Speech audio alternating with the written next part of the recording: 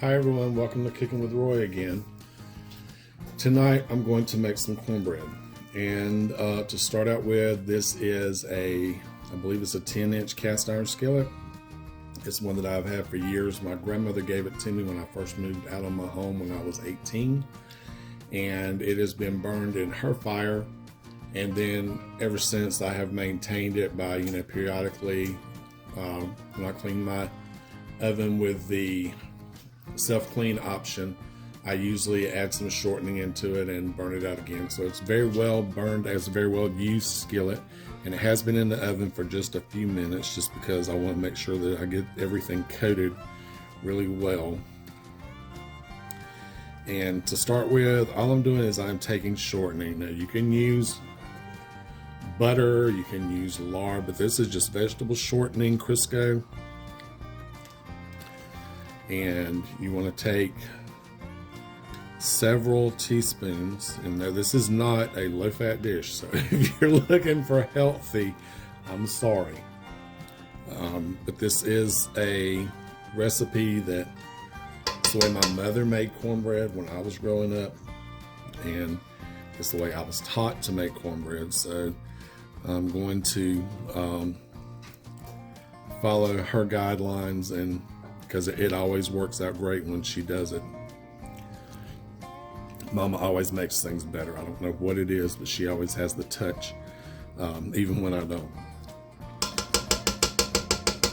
So let's see, just a little bit more here.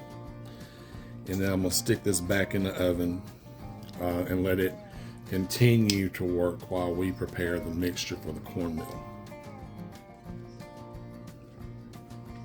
You want to make sure you get every little inch of the pan, the top, the sides, everything really well coated. We want to get a good crust on our cornbread, and if you've ever had cornbread before with that good crust on it, you know what I'm talking about. So while stick that in the oven real quick.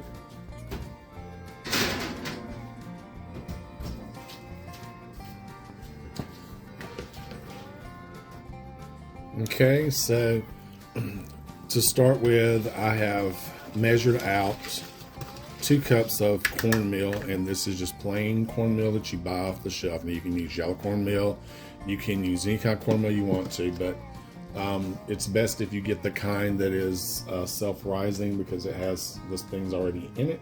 If you don't, that's fine. If you just have plain cornbread, then you're going to have to add some flour and you have to leaven it good. I'm going to do that anyway, so I'll be able to show you how to do that, because to this we're going to add 2/3 cups of flour, and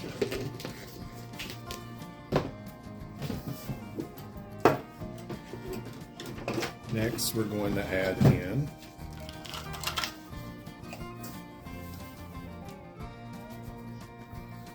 teaspoon of salt,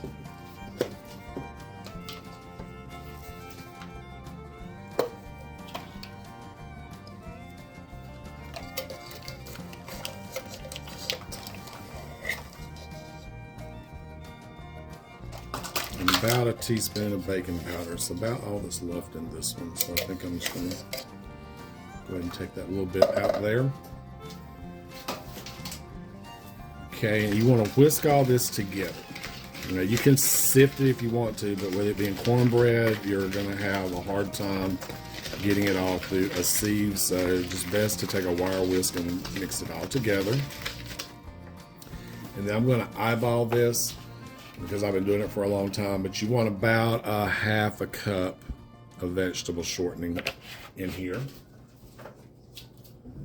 And you can choose whatever brand is your favorite, doesn't matter, any kind that you want. And again, we're going to just whisk that together.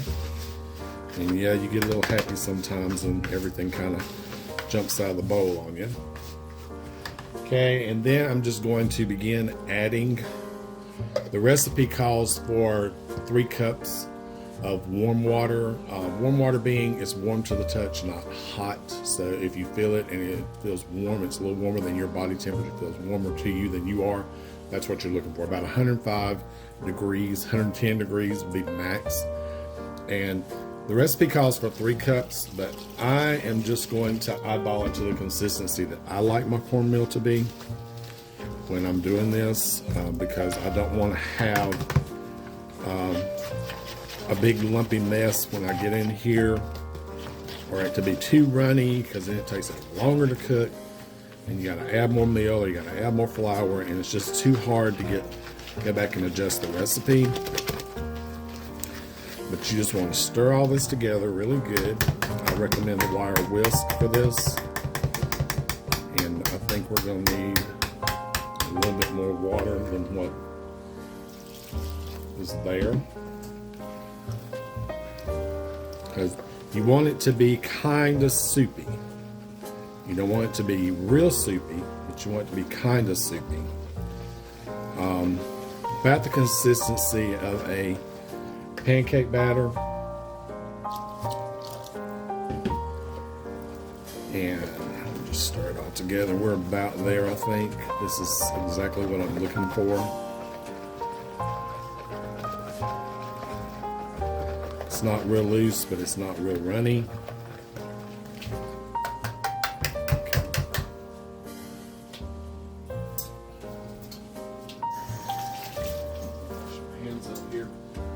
And as soon as our pan gets ready, which I'm going to give it about 20 minutes in the oven, I want it to be nice and hot.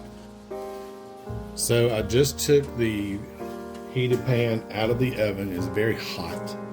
And let me show you before I add this in here. You can see the oil still in there. And I would tell you to get something to put on your counter, because if you don't, and you don't have a rock counter, and this is an older home that I live in now, so there's no rock counters here.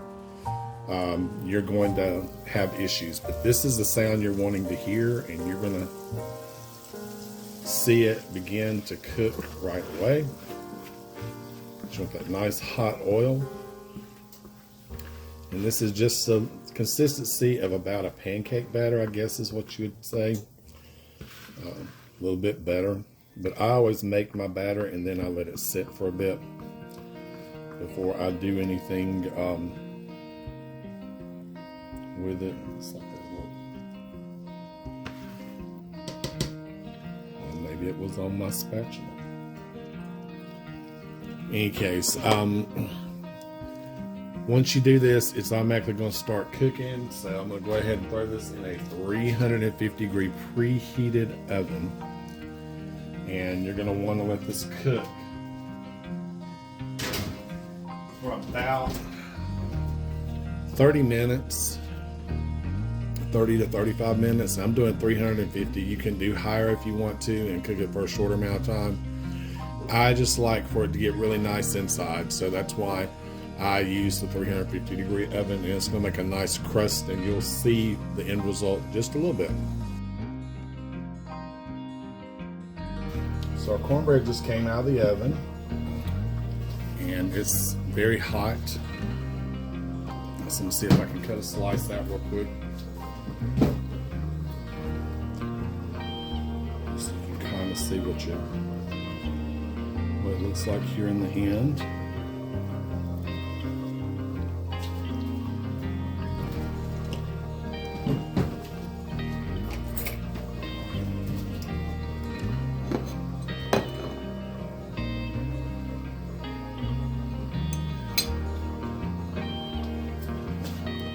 And that's what it looks like when it's finished. You can crumble this up and pour some beans on it. We're having pinto beans tonight, and I made some turnip greens earlier with having some sweet potato fries, and so we've got kind of a country thing going on tonight. But this is just old Southern cornbread, and of course I'm not going to sit here and let you. That is incredibly good. I wish you could get a piece of it, I'm telling you. That's some good stuff here. If you like a sweet cornbread, you can add sugar to this recipe. I don't really like sweet cornbread.